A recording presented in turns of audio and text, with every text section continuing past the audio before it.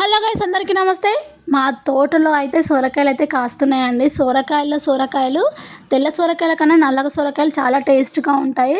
మనకు పొడు సొరకాయల కన్నా ఇలా గుండు సొరకాయలతో కర్రీ చేసుకున్న, వీటితో ఏ రెసిపీ చేసుకున్నా చాలా అంటే చాలా టేస్టీగా ఉంటాయండి. ఈ సొరకాయతో అయితే నేను కర్రీ చేసి అస్సలు తినాలనిపించలేదు. ఏదైనా వెరైటీగా చేద్దామని ఈ విధంగా గారెలు అయితే చేస్తున్నాను. పిల్లలకి స్కూల్ లంచ్ బాక్స్లో కూడా స్నాక్స్ లాగా పెట్టుకోవచ్చు. ఇంట్లో సాయంత్రం కూడా తినేయొచ్చు. ఈ చలికి వేడి వేడిగా ఈ విధంగా చేసుకొని తింటే అద్భుతంగా ఉంటుందండి. ఒకసారి అయితే వీడియోని స్కిప్ చేయకుండా మొత్తం అయితే చూసి ఎంజాయ్ చేయండి. నచ్చితే ట్రై చేయండి.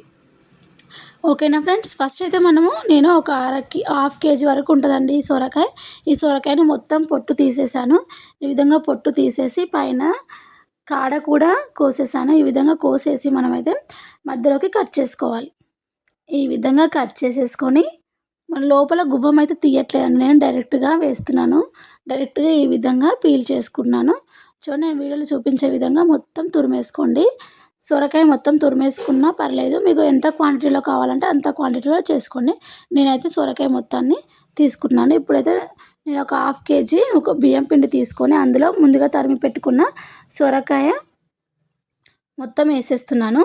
ఇందులో నేను పచ్చిమిర్చి, అల్లం వెల్లుల్లి పేస్ట్, కొద్దిగా జీలకర్ర అన్నీ కలిపి మిక్స్ చేసుకున్నాను.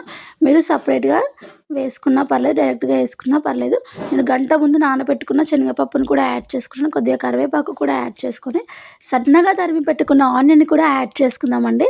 మీరు ఇదే టైంలో ఒక పల్లీలు దోరగా వేయించుకొని మిక్సీ చేసి యాడ్ చేసుకుంటే ఇంకా టేస్ట్ అద్భుతంగా ఉంటుందండి.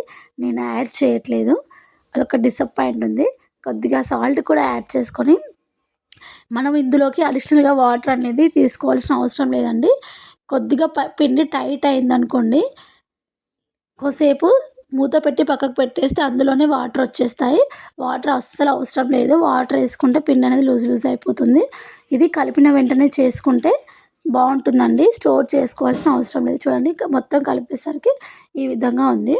మనం ఈ విధంగా చిన్నగా ఒత్తేసుకుంటే వస్తుందో లేదో తెలిసిపోతుంది. ముందైతే మనము దీనికోసం ఒక కవర్ని అయితే కట్ చేసి పెట్టుకుందాం. చూడండి, వీడియోలో చూపించే విధంగా ఈ విధంగా ఒక కవర్ కట్ చేసుకొని దీనికి లైట్గా ఆయిల్ అనేది అప్లై చేసుకోవాలండి. చూడండి, వీడియోలో చూపించే విధంగా లైట్గా ఆయిల్ అప్లై చేసి చిన్న ముద్దలు చేసుకొని మనం గారెలాగా ఒత్తేసుకోవడం అంతే అండి. చాలా అంటే చాలా ఈజీగా, కొత్త వాళ్ళు కూడా చాలా ఈజీగా చేసుకోవచ్చు. అని ఎందుకు చెప్తున్నా అంటే నేను కూడా కొత్త వారిని కాబట్టి అంత కాన్ఫిడెంట్గా చెప్తున్నాను. టేస్ట్ చేశాకనే ఈ వీడియో అయితే పోస్ట్ చేస్తున్నాను. అంత టేస్టీగా వచ్చాయి. చూడండి, ఫస్ట్ అయితే కొంచెం పెద్ద ముద్దనే తీసుకున్నాను. కడాయిలో మనకు రెండే పడుతున్నాయి, ఉడకనికి కూడా కొంచెం టైం పడుతుందని నెక్స్ట్ టైం నేను చిన్న ముద్దలుగా చేసుకున్నాను. చూడండి, ఫస్ట్ టైం కాబట్టి ఇంత పెద్దగా చేశాను. నెక్స్ట్ చిన్నగా చేద్దామని ఫిక్స్ అయ్యాను. మీరు కూడా కొద్దిగా చిన్నగా చేసుకుంటేనే బెటర్. తినడానికి ఫ్రీగా ఉంటుంది, పిల్లలకు బాక్స్లో పెట్టడానికి కూడా ఫ్రీగా ఉంటుంది. నేను తెలియక ఈ విధంగా పెద్దగా చేశాను. మంటను మీడియం టు హై ఫ్లేమ్లో పెట్టుకుంటూ చేసుకోండి. చూడండి, ఈ సైజులో చేసుకోండి, చాలా బాగుంటాయి. ఇప్పుడు 3 అయితే పడిపోతాయి. ఈ విధంగా సన్నగా ఒత్తేసుకొని వీలైనంత వరకు ఒత్తేసుకోండి. మరీ మందం కాకుండా మరీ సన్నగా కాకుండా ఈ విధంగా సన్నగా ప్రెస్ చేసుకోండి. టేస్ట్ అయితే బాగుంటుందండి. ఒకసారి అయితే లాస్ట్కి సాల్ట్ అయితే చెక్ చేసుకోండి. కావాలంటే కొత్తిమీర, పుదీనా అవసరం లేదు, కొత్తిమీర వేసుకోండి. టేస్ట్ అనేది అద్భుతంగా ఉంటుంది. ఇంతే అండి, మనం 2 సైడ్స్ ఈ విధంగా ఫ్రై చేసుకుంటే సరిపోతుంది. చూడండి, మనం ఈ విధంగా గోల్డెన్ బ్రౌన్ కలర్ వచ్చేంత వరకు ఫ్రై చేసుకోవాలి. అంతే అండి, మిగిలిన పిండితో కూడా సేమ్ ప్రాసెస్ అదే విధంగా అంతా ఒత్తేసుకుందాం. సొరకాయలని సపరేట్గా చేసుకుంటే బాగుంటుందండి, కానీ అవి ఎక్కువ రోజులు నిల్వ ఉండవు అనేసి ఈ సొరకాయ గారెలు చేసుకుంటున్నాను. సొరకాయ పకోడీ కూడా చేసుకోవచ్చు శనగపిండితోని, అది ఇంకా టేస్టీగా ఉంటుంది, కానీ నిల్వ అనేది ఉండదు. సో అందుకోసమే నేను సొరకాయ గారెలు చేశాను. ఒకసారి శనగపిండితో ట్రై చేయండి, టేస్ట్ అయితే అద్భుతంగా ఉంటుంది. సేమ్ ప్రాసెస్, కానీ బియ్యం పిండి బదులు శనగపిండి యాడ్ చేసుకుంటే సరిపోతుంది.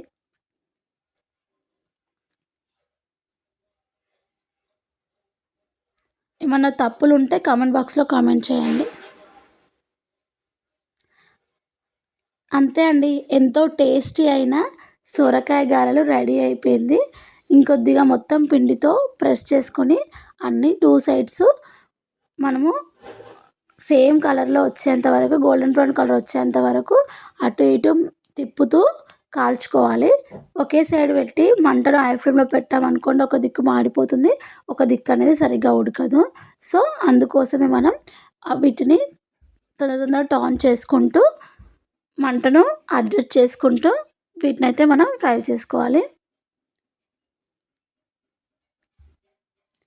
చూడండి ఈ విధంగా అయితే ఫ్రై చేసుకోండి. మంటను సిమ్‌లో అయితే అస్సలు పెట్టకూడదండి. సిమ్‌లో పెడితే ఆయిల్ అనేది ఎక్కువగా పీల్చుకుంటుంది. మంటను హై ఫ్లేమ్‌లో పెట్టుకుంటేనే బెటర్. అప్పుడప్పుడు మధ్యలో మీడియం పెట్టండి. ఎక్కువ టైం అయితే హై ఫ్లేమ్‌లో పెట్టి చేసుకోండి. చూడండి ఈ విధంగా గోల్డెన్ బ్రౌన్ కలర్ వచ్చి కొందరికి క్రిస్పీగా ఇష్టం ఉండకుంటే ఒక 80% అయితే ఫ్రై చేసుకొని తీసేసుకోండి. సూపర్ టేస్ట్ ఉంటుంది.